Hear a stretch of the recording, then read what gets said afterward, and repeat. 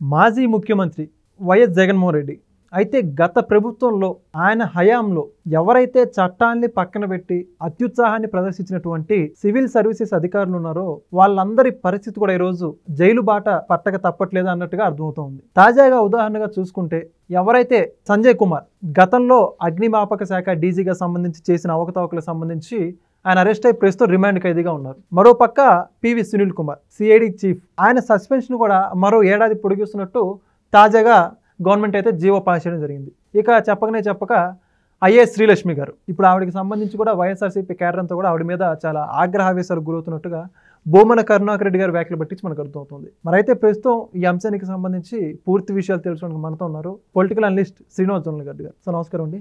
Sir, మొత్తానికి జగన్మోహన్ రెడ్డి గారితో పనిచేసినటువంటి సివిల్ సర్వీసెస్ అధికారులు ఐఏఎస్ ఐపీఎస్ ఈ అధికారులందరూ కూడా ఒక్కొక్కరుగా జైల్లోకి వెళ్ళడం కావచ్చు, లేదా వాళ్ళ అవకతవకలు బయటికి రావడం, వాళ్ళ మీద ఎన్నో ఆరోపణలు ఎదుర్కొంటున్నారు. ఇప్పుడు ఆ కేటగిరీలో మనం చూస్తే సంజయ్ కుమార్ కావచ్చు, శ్రీలక్ష్మి కావచ్చు, మరోపక్క పివి సునీల్ కుమార్, ఇలా ఎంతోమంది ఉన్నారు. తాజాగా వీళ్ళ ముగ్గురి ప్రమేయం గురించి మీరే ఉంటారు. అసలు 5 ఏళ్ళు అవినీతికరమైన ప్రభుత్వమే నడిచింది ముందు ఫస్ట్.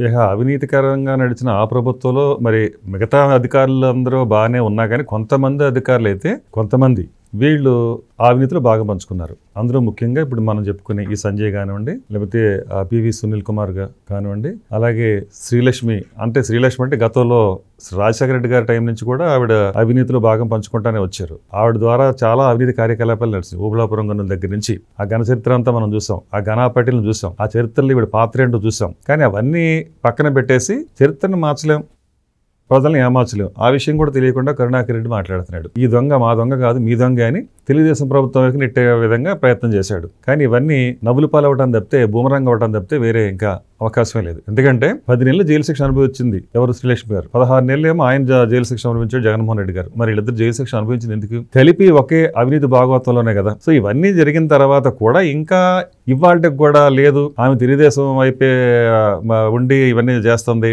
తెలుగుదేశం సంబంధించిన మనిషి అన్నట్టుగా ఏదో మాట్లాడాలని నవ్వులు పాలవడం తప్పితే ఉపయోగం లేదు. సో ఆవిడ రాజశేఖర రెడ్డి గారు ఉన్నప్పుడే ఏదైతే ఇప్పుడు అక్రమంగా 42,000 కోట్లు ఆర్జించాడో జగన్మోహన్ రెడ్డి అధికారాన్ని అడ్డం పెట్టుకుని ఆ తండ్రిది, అప్పటి నుంచి కూడా శ్రీలక్ష్మి వీళ్ళకి అడుగులకు మడుగులుతానే ఎక్కడ ఏ పని కావాలని ఆవిడే చేసి పెడతా అవినీతిలో బెదిరించి మరీ, అంటే రాజశేఖర రెడ్డి గారి పేరు చెప్పి ఎవరైతే సహకరించలేదో వాళ్ళందరినీ బెదిరించి మరీ ఈ అవినీతిలో భాగం పంచుకుందని అందరికీ తెలుసు. సో ఇవాళ సంజయ్ విషయానికి వస్తే కూడా అదే అక్కడ జరిగింది. ఏంటంటే ఏదో ఇంకా ఇది మరీ ఘోరం. ఎస్సీస్కి సంబంధించిన ఎస్టీకి సంబంధించిన అవగాహన సదస్సులని నిజంగా వాళ్ళకి చాలా అన్యాయం జరిగింది. ఏ సదస్సు జరిగింది లేదు అక్కడ. అంటే ఆ సదస్సులు జరపడం కోసం ఏదో 2 కంపెనీస్కి వీళ్ళు ఏదో ఇచ్చి ఆ సదస్సులు జరపడం కోసం వీళ్ళు ఆ డబ్బులు వీళ్ళు వెనక మూటలు కట్టుకున్నారు. సో అసలు నిజం చెప్పాలంటే ఆ కంపెనీయే లేదు అక్కడ. అంటే వాళ్ళు చెప్పిన అడ్రస్లో అది డొల్ల కంపెనీ అని తేలింది. అంటే డొల్ల కంపెనీ అక్కడ కార్యకలాపాలు లేని కంపెనీకి వీళ్ళు డబ్బులు దోచిపెట్టారు. అంటే తిరిగి వాళ్ళకే చేరింది అదంతా. సో ఇవన్నీ తెలిసినాయి కాబట్టి ఇవాళ ఒక్కొక్కటి బయటకు వస్తున్నాయి కాబట్టి ఒక్కొక్కళ్ళు బెయిల్దారి పడుతున్నారు. సో అందులో భాగంగా ఇవాళ సంజయ్ని కూడా రిమాండ్ తీసుకున్నారు. కస్టడీకి ఇస్తే మేము విచారణ జరుపుతామని చెప్పేసి అధికారులు అడగడం జరిగింది. అయితే అది రేపు విచారణకు వస్తుంది. బహుశా ఖచ్చితంగా అతన్ని కస్టడీ తీసుకుని విచారించడం రేపు జరుగుతుంది. దాని ద్వారా మిగతా విషయాలు చాలా విషయాలు బయటకు వస్తాయి అనమాట. ఇదంతా ఒక తీగలాగితే డొంక అంటాం చూడండి. అట్లాగా రేపు రాబోయే రోజుల్లో అవినాష్ రెడ్డిది కూడా 9వ తారీఖు సెప్టెంబర్న ఒక కొలుక్కు వస్తుంది. వివేకానంద రెడ్డి హత్య కేసు సంబంధించి బెయిల్ తిరస్కరణకు గురవుద్ది అనేది ఇవాళ వినిపిస్తున్న వాదన. ఎందుకంటే ఆవిడ కోరిన ఏదైతే పిటిషన్స్ ఉన్నాయో సునీత రెడ్డి గారి, అందులో ముఖ్యంగా ఒకటి బెయిల్ రద్దు చేయాలి అవినాష్ రెడ్డిది, సాక్షుల్ని ప్రభావితం చేస్తున్నాడు కాబట్టి. అదేవిధంగా సిబిఐ చేసిన ఏదైతే దర్యాప్తు ఉందో దాన్ని మరీ కొనసాగించాలి. అసలు కీలకంగా వ్యవహరించింది దీని వెనక ఎవరైతే సూత్రధారులు ఉన్నారో వాళ్ళ విషయం అలా తొక్కిపెట్టి విచారణ పూర్తయిందన్నట్టుగా మాట్లాడటం సరికాదు, ఇది విచారణ కొనసాగించాలని అడుగుతుంది. సో ఒకవైపు అది నడుస్తూ ఉంది. మరోవైపు ఏమో లెక్కర కుంభకోణం సంబంధించి కూడా అన్ని కీలక అంశాలు అన్ని బయటకు వస్తూ ఉన్నాయి. ఇలాంటి పరిణామాల మధ్యన ఇప్పుడు శ్రీలక్ష్మి విషయం అలాగే సంజయ్ విషయం కూడా ఈ కేసులతో సంబంధం ఉందా అంటే ఉందని అనుకుంటున్నారు. ఎందుకంటే ఇప్పుడు ఏదైతే ఇప్పుడు అవినాష్ రెడ్డి సంబంధించి మరొకటి కూడా విచారణ జరుగుతుంది. ఎక్కడంటే ఇప్పుడు దస్తగిరి సంబంధించి బెదిరింపులు చేశారు గతంలో 2023లో అనేది ఒక అభియోగం. దాని మీద విచారణ మొదలైంది. అందులో చాలా కీలకమైన అంశాలు బయటకు వస్తున్నాయి. అంటే దస్తగిరిని ఎవరైతే A5గా ఉన్న శివశంకర్ రెడ్డి కొడుకు తన డాక్టర్ చైతన్య రెడ్డి జైలుకి వెళ్ళి మరి బెదిరించి వచ్చాడు. ఆ విషయం ఇప్పుడు ఆ రోజు అందరికీ తెలిసిన విషయమే. కాకపోతే గవర్నమెంట్ వైసీపీ ఉంది కాబట్టి అధికారులు కూడా నోరు మెదపలేని పరిస్థితి. వాళ్ళు ఎక్కడ విచారణ జరగలేదు. ఇప్పుడు విచారణ జరుగుతుంటే ఒక్కొక్క విషయం బయటకు వస్తూ ఉంది. సో ఇది ఉచ్చు బిగించుకోవటం అంటారు చూడండి. అలాగా రేపు 9వ తారీఖున బెయిల్ రద్దు అవ్వడానికి ఇది కూడా ఒక కీలకమైన అంశం అవుతుంది. ఈ అధికారులు ఏదైతే విచారణ జరుపుతున్నారో 4 రోజుల విచారణలో ఇది 2వ రోజు ఈ రోజుకి. సో 3-4 రోజుల్లో కంప్లీట్గా అది పూర్తయిపోతుంది. ఆ విచారణలో అప్పుడున్న కలెక్టర్ని కానివ్వండి, అప్పుడున్న ఎస్పీని కానివ్వండి, అప్పుడున్న వైద్యాధికారులు అందరినీ కూడా విచారణ చేసి మాట్లాడుతున్నారు. ఇందులో చాలా విషయాలే బయటకు వచ్చే అవకాశం ఉంది. అది ఈ విషయంలో ఇది ఎంత కీలక పరిణామం అవుతుందంటే ఈ విషయాల మీద ఆధారపడి కూడా రేపు అవినాష్ రెడ్డి బెయిల్ రద్దు అయ్యే అవకాశం ఉంది. సో ఇలా అలాగే శ్రీలక్ష్మి విషయం కూడా అప్రూవర్గా మారిపోతుందేమో భయం పట్టుకుంది.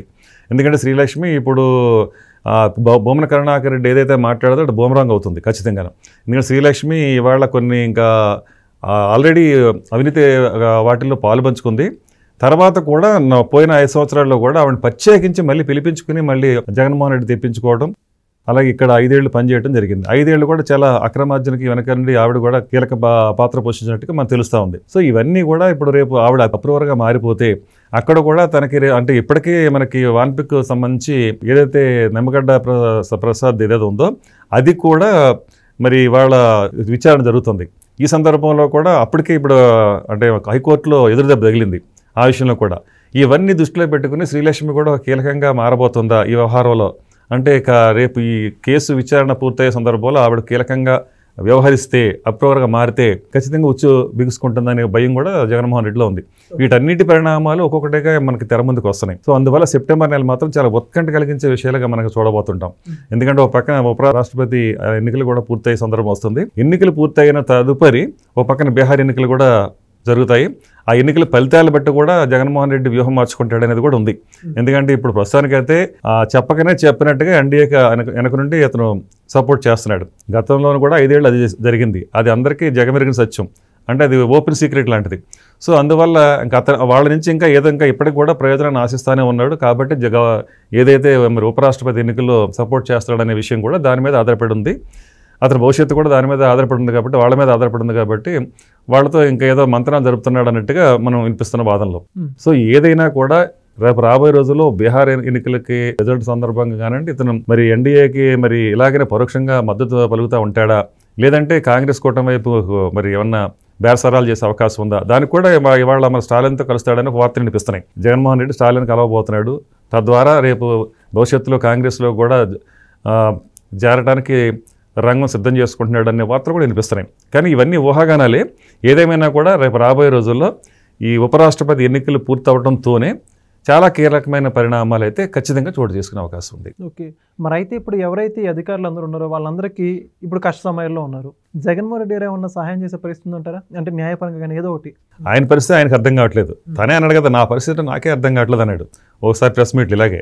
సో ఇలాంటి పరిస్థితుల్లో ఇప్పుడు వాళ్ళకి చేయగలిగటానికి ఏముండదు ఇక్కడ. ఎందుకంటే వాళ్ళే ఒక రకంగా ఈ నిక్కిచ్చే ప్రయత్నం చేస్తారు. అంటే చివరికి వచ్చేటప్పటికి ఏముందంటే ఇందులో కొంతమంది అప్రూవర్లుగా మారిపోవడం జరుగుద్ది. ఇప్పటికే దస్తగిరి లాంటి వాళ్ళు ఏమో అవినాష్ రెడ్డి సంబంధించి వివేకానంద రెడ్డి గారు హత్యకి సంబంధించి అప్రూవర్గా మారాడు. రాబోయే రోజుల్లో అక్కడ కూడా ఇంకా కీలకమైన పరిణామాలు చోటు చేసుకుంటే ఇక్కడ లిక్కర్ కుంభకోణం సంబంధించిన విషయాల్లో కూడా మరి రేపు విజయసాయి రెడ్డి ఏం మాట్లాడతాడు అది కూడా చూడాలి. అంటే విచారణ మరోసారి చేయాల్సింది ఉంది కాబట్టి సో అన్నీ కూడా ఒక్కొక్కటిగా సెప్టెంబర్ నెల అనేది మాత్రం ఒక కీలకమైన పరిణామాలు చోటు చేసుకునే నెలగా అనుకోవచ్చు. Okay, thank you. నమస్కారం. Please subscribe to Leo News for more videos.